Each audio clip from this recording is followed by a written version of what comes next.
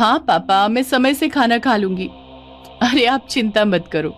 नहीं, अभी तो बस हम दो लड़कियां हैं, एक और लड़की आने वाली है।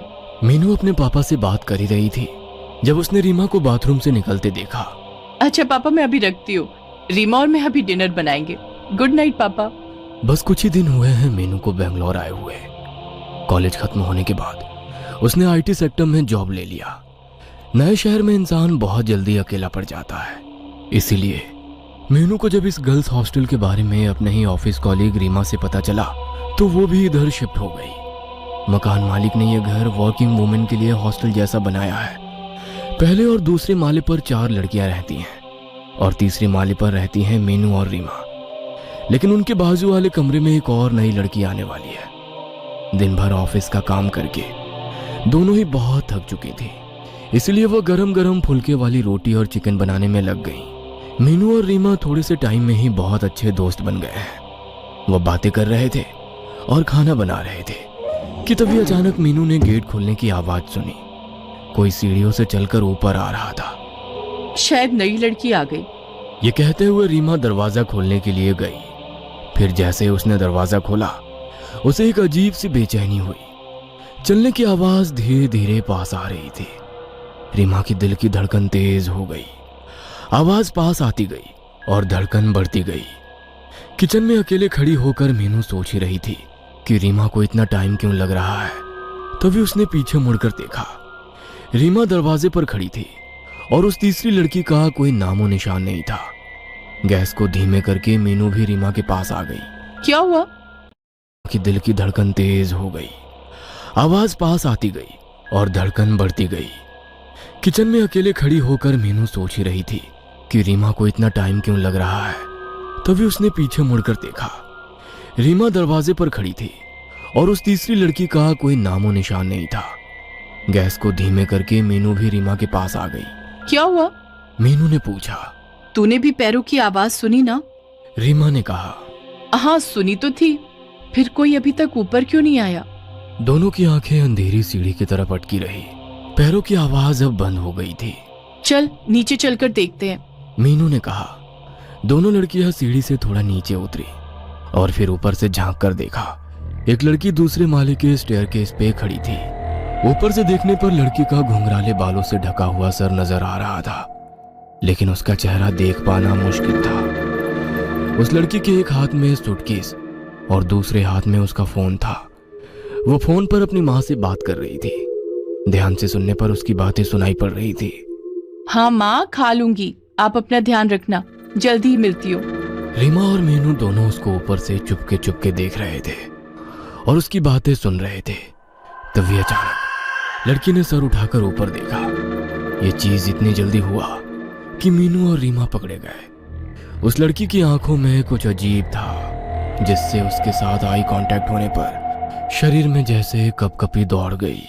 गुस्से से देखते हुए वो लड़की धीरे धीरे ऊपर आ गई। मीनू और रीमा दरवाजे पर अपनी ऑकवर्ड स्माइल लेकर खड़े रहे। लड़की उनके सामने आकर बोली। क्या तुम लोग मेरी बातें सुन रहे थे? सिचुएशन को कंट्रोल में लेने के लिए मीनू ने झट से जवाब दिया। नहीं, हमने सीढ़ियों पर किसी के चलने की आवाज सुनी तो दरवाजा खोलने आ गए। लैंडलॉर्ड अंकल ने बोला था कि तुम आज आने वाली हो। मीनू की हाँ में हाँ मिलाते हुए रीमा ने कहा। हम बस तुम्हारा ही इंतजार कर रहे थे। ये मीनू है और मैं रीमा। नई लड़की ने शक भरी नजरों से दोनों को देखते हुए कहा। मैं जामिनी। इससे पहले कि और बातें हो पाती, जामिनी अपना सूटकेस लेकर सीधा अपने रूम में चली गई और जोर से दरवाजा बंद कर दिया। बड़ी ही अजीब लड़की है ये तो, रीमा ने कहा। नई नई आई है, शायद फैमिली को मिस कर रही है। चलो खाना खाकर सो जाते हैं, कल सुबह मीटिंग के लिए जल्दी उठना है। मीनू किचन में वापस चली गई। खाना खाकर दोनों लड़की गहरी नींद सो रही थी। अचानक प्यास लगने पर मीनू जाग गई। पानी का जग मेज पर रखना वो भूल गई थी। रीमा गहरी नींद में उसी के बाजू में सो रही थी। कहीं उसकी नींद भी टूट ना जाए ये सोचकर मीनू बिना लाइट ऑन किए किचन की तरफ चलने लगी। किचन के बाजू में ही जामिनी का कमरा था। उसका दरवाजा तब भी बंद था। किचन से पानी पीकर मीनू अपने रूम की तरफ लौट ही रही थी कि तभी उसे किसी के फुसफुसाकर बात करने की आवाज सुनाई दी। ध्यान से सुनने पर समझ आया कि आवाज जामिनी के कमरे से आ रही थी। मीनू ने मन ही मन सोचा, ये लड़की इतनी रात गए किससे बात कर रही है? एक कौतूहल मीनू के मन में जागी। बहुत आहिस्ता से, थोड़ी सी भी आवाज किए बिना मीनू जामिनी के दरवाजे तक पहुंची। फिर उसने हॉल से रूम के अंदर झांक कर देखा तो जामिनी बेड पर बैठी है। उसके खुले काले बाल हवा में उड़ रहे हैं और उसके सामने टेबल पर एक कैंडल जल रही है। जामिनी हाथ में एक फोटोग्राफ पकड़े हुए बेड पे बैठे बैठे झूल रही है और पागलों जैसे बड़बड़ कर रही है। उसके शब्द अच्छे से सुनाई नहीं पड़ रहे हैं, लेकिन उसका ऐसा झूलना काफी डरावना लग रहा है। मीनू कुछ समझ नहीं पा रही थी कि ये नई लड़की ऐसी क्यों है कि तभी उसने ऐसा कुछ देखा जिससे उसके रोंगटे खड़े हो गए। जामिनी ने फोटोग्राफ को टेबल पर रखा और एक छोटा सा बक्सा उठाया। बक्से का ढक्कन खोल के उसके अंदर से उसने एक छिपकली निकाली। जामिनी ने छिपकली को उसकी पूंछ से पकड़ा हुआ था। उल्टी लटकती हुई छिपकली अपने जान की भीख मांगती हुई हवा में तैर रही थी, लेकिन जामिनी ने उसकी जान नहीं बख्शी। उसने अपना मुंह खोला और बिना हिचकिचाए उस छिपकली को निगल गई। घिन और भय से मीनू का शरीर सुन्न पड़ गया था। कैसे कोई जीता जागता इंसान छिपकली खा सकता है? कुछ तो गड़बड़ है इस लड़की के साथ। तभी अचानक जामिनी ने मीनू की तरफ सर घुमाया। पता नहीं कैसे बंद दरवाजे के उस पार से जामिनी को पता चला कि मीनू उस पर नजर रख रही है। ऐसा लगा जैसे किसी ने जामिनी को इत्तला किया हो। मीनू झट से पीछे हो गई और एक सेकंड रुके बिना अपने रूम में आकर दरवाजा बंद कर दिया। डर के मारे उसकी सांस फूल गई थी, होठ कांप रहे थे। जामिनी के रूम का दरवाजा खुलने की आवाज आई, फिर उसके पैरों के चलने की आहट मीनू के रूम के बाहर आकर रुक गई। मीनू ने सोचा कि कुछ भी हो जाए जामिनी को पता नहीं चलने देना है कि उसने उसको देख लिया है। 2 मिनट तक कोई आवाज नहीं, केवल मीनू की दौड़ती हुई धड़कन सुनाई दे रही थी। फिर जामिनी के दरवाजा बंद करने की आवाज आई। जामिनी अपने रूम में चली गई है या नहीं ये तसल्ली करने के लिए मीनू ने जैसे ही अपने की होल से दरवाजे के उस पार झांका तो की होल के दूसरी तरफ से एक आंख को खुद के ही रूम के अंदर देखता हुआ पाया। उस आंख की पुतली इंसानों जैसी नहीं थी। उस आंख की पुतली गहरे लाल रंग की थी, जैसे खून से भरी हुई हो। मीनू को लगा जैसे उसका सर घूम रहा है और वो बहुत जल्दी बेहोश होने वाली है। मीनू, मीनू उठ जाओ, लेट हो जाएगा ऑफिस के लिए। रीमा की आवाज से मीनू जाग गई। उठते ही उसको कल रात को देखी हुई सारी घटनाएं एक बुरे सपने जैसी लगने लगी। क्या हुआ था कल रात? जो कुछ भी मीनू ने देखा था, क्या वो सब उसका वहम था? कुछ समझ नहीं आ रहा था मीनू को। मीनू जब नहा धोकर ऑफिस के लिए बाहर आई तो उसे जामिनी सीढ़ियों पर खड़ी हुई मिली। जामिनी के चेहरे पर एक अजीब सी मुस्कान थी। कोई बात किए बिना मीनू जामिनी को इग्नोर करके ऑफिस चली गई, लेकिन सारा दिन उसका मन बेचैन ही रहा। कितनी भी कोशिश करके मीनू अपने काम पर कंसंट्रेट नहीं कर पाई। लंच ब्रेक के टाइम रीमा ने मीनू से कहा, क्या बात है, आज तुम कुछ परेशान सी लग रही हो?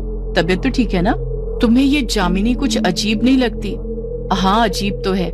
आज भी सुबह मैंने उसको अपनी माँ से बात करते हुए सुना, लेकिन माँ से कौन इतना छुप छुप कर बात करता है, समझ नहीं आया। मीनू ने कल रात की बातें रीमा को नहीं बताई। ऑफिस का काम खत्म करके मीनू उस दिन घर वापस आ गई। रीमा अपने मौसी के पास गई थी तो आज तीसरे माले पर बस मीनू और जामिनी ही थी। खाना बनाने का आज मन नहीं था, इसलिए मीनू ने रोटी सब्जी खरीद लिया था। वो किचन में अपना खाना परोसी रही थी कि तभी उसका फोन बजा। पापा का कॉल था। हाँ पापा, बोलिए। बेटा, सब ठीक है ना? नई रूममेट से दोस्ती हुई? नहीं, वो उतनी बात नहीं करती। हाँ, मकान मालिक ने बताया मुझे। बेचारी, तुम और रीमा उसका थोड़ा ख्याल रखना बेटा। किसी के बुरे दिन में साथ देना दोस्तों का काम होता है। हम दोस्त नहीं है पापा, लेकिन आप क्या बात कर रहे हो? क्या बुरा है जामिनी के साथ? अरे बेटा, कुछ ही महीनों पहले उसकी माँ गुजर गई।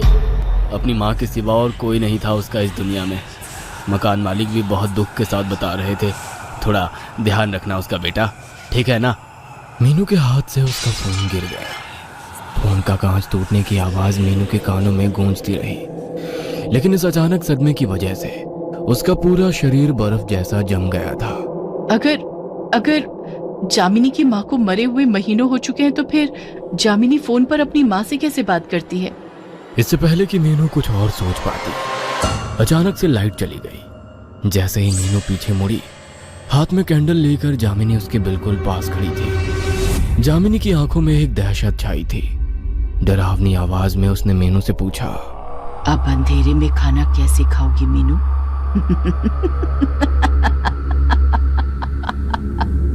जामिनी को खिलखिलाकर हंसते हुए देख मीनू का गला सूख गया। कैंडल की रोशनी में जामिनी और भी भयंकर लग रही थी। तुमने खाना खा लिया क्या? कांपती हुई आवाज के साथ मीनू ने पूछा। जामिनी फिर से हंस पड़ी। तुम्हें तो पता ही है मैं क्या खाती हूँ, है ना? मीनू के हाथ पैर सुन्न पड़ गए थे। फिर एक ऐसी घटना घटी जिसके लिए मीनू बिल्कुल तैयार नहीं थी। जामिनी पागलों जैसे हंसने लगी। उसका पूरा बदन हंसी के प्रकोप से कांपने लगा था। हंसते हंसते जामिनी की आंखें उसके सिर के अंदर की तरफ मुड़ने लगी और उन्हीं आंखों के दूसरी तरफ उस रात को देखी हुई लाल पुतलियों वाली आंखें निकल कर आ गई। वह आंखें किसी इंसान की नहीं थी, वह आंखें थी शैतान की। डरते हुए मीनू ने चिल्लाकर कहा, जामिनी, ये तुम्हें क्या हो रहा है जामिनी? लेकिन अब जामिनी का शरीर उसके बस में नहीं था। वो बिल्कुल बदल चुकी थी। उसके चेहरे से दरिंदगी टपक रही थी, जैसे वो बरसों से खून की प्यासी हो।